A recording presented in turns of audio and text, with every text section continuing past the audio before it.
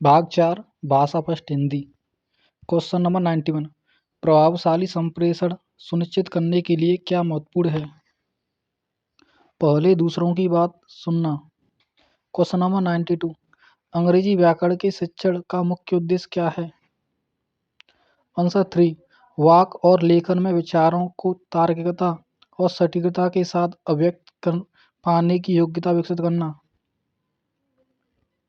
Question number 93।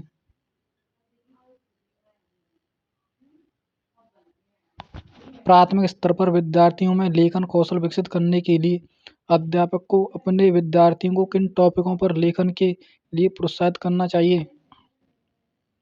व्यक्तिगत जीवन। Question number 94।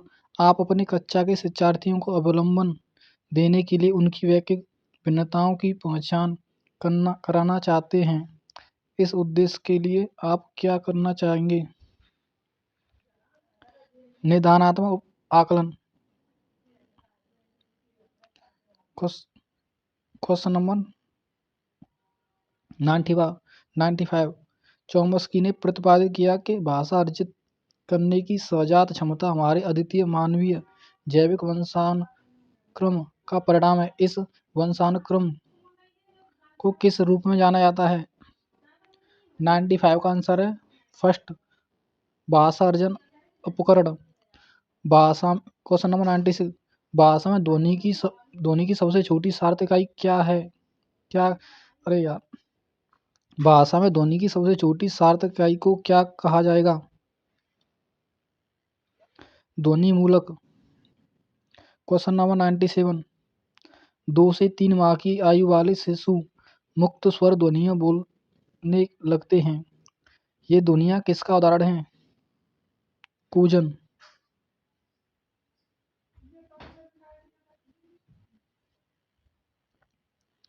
Question number 98। Ankita 6 विभिन्न भाषाएं समझ और बोल सकती है। उसकी भाषिक क्षमता के कारण उसे क्या कहा जाएगा? बहुभाषिक वक्ता। Question number 99। आप कोड अंतरण, बच्चों की भाषा और गुप्त भाषाओं के अध्ययन में रुचि रखते हैं। इन विषयों के अध्ययन के लिए आपको किस मुख्य विषय का अध्ययन करना होगा? 99 का आंसर है फर्स्ट, सामाजिक भाषिक। Question number 100। निम्नलिखित में से कौन सा तुलनात्मक विश्लेषण का भाग नहीं है? 100 का आंसर है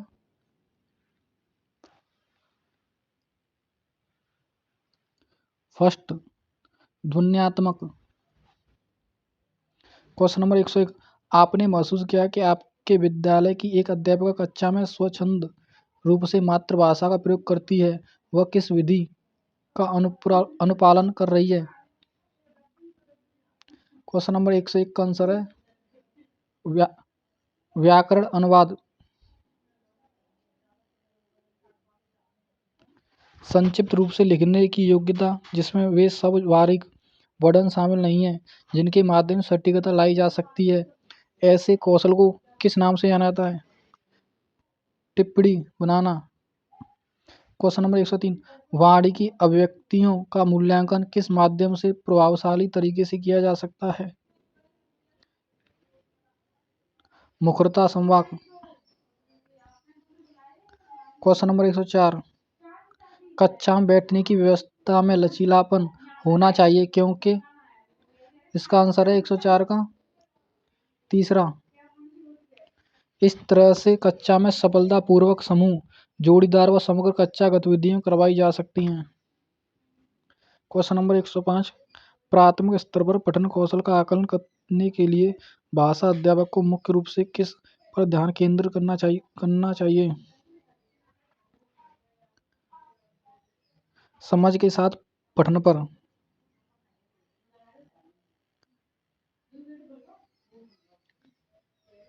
ये गद्यांश है, इसको आप पढ़ लेना, हम डायरेक्ट आंसर बताते आ रहे हैं आपको।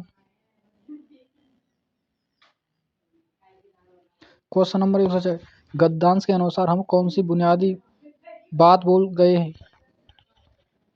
गद्यांश के अनुसार हम कौन सी बुनियादी बात भूल गए हैं?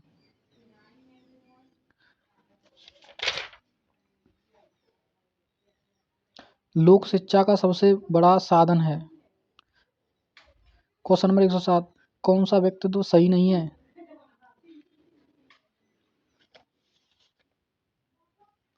फर्स्ट, लोकशाला में शिक्षक पढ़ाते हैं। क्वेश्चन नंबर 108, अर्थ की दृष्टि से भिन्न शब्द चुनिए। 108 को लोकशाला। क्वेश्चन नंबर 109, गद्यांश के अनुसार सरकारी व्यवस्था में क्या आवश्यक नहीं समझा गया? घर और विद्यालय की दूरी पर ध्यान देना। क्वेश्चन नंबर 110, लोकशाला में समाहित नहीं है। लोकशास्त्र। क्वेश्चन नंबर 111, गद्यांश के अनुसार शिक्षण की सबसे बड़ी संस्था है। 111 का फर्स्ट, लोकशाला। क्वेश्चन नंबर 112, लोकशाला में हमें नहीं सीख सकते।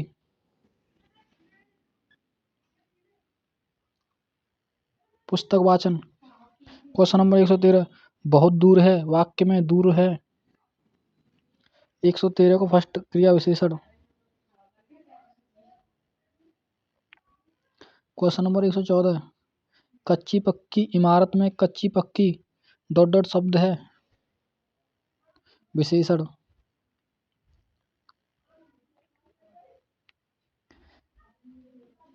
ये पद्यांश है। समुद्र उठ रहा था चांद की ओर, मैं बिल्कुल पास ही खड़ा था।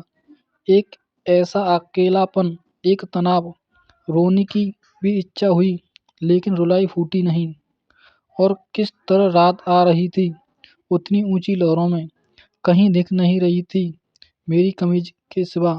देर तक टिकना मुश्किल था, मुंबई के भीतर लौट।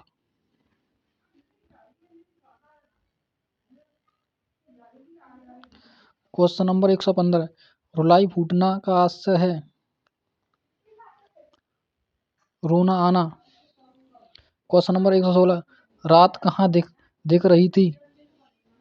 क्वेश्चन नंबर 116 का आंसर है कवि की कमीज में। क्वेश्चन नंबर 117, कवि कहाँ खड़ा था। 117 को फर्स्ट, उठते समुद्र के पास। क्वेश्चन नंबर 118, कवि मुंबई के भीतर क्यों कवि मुंबई के भीतर क्यों लौटना चाहता है। 118 को पहला वो चौथा, अकेलेपन और तनाव के कारण। क्वेश्चन नंबर 119, कवि के मन का भाव नहीं है चिंता। क्वेश्चन नंबर 120, देर तक वहां टिकना में देर तक डॉट डॉट है। 120 को कालवाचक क्रिया विशेषण। अगर आपको वीडियो पसंद आई तो चैनल को सब्सक्राइब करें, लाइक करें, फॉलो करें। Thank you.